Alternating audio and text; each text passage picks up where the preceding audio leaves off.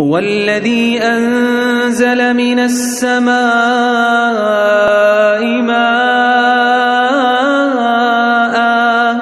لكم منه شراب ومنه شجر فيه تسيمون ينبت لكم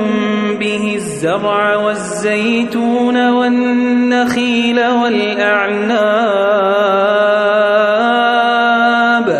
ومن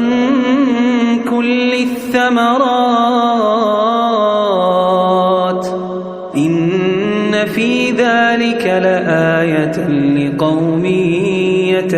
يتفكرون وسخر لكم الليل والنهار والشمس والقمر والنجوم مسخرات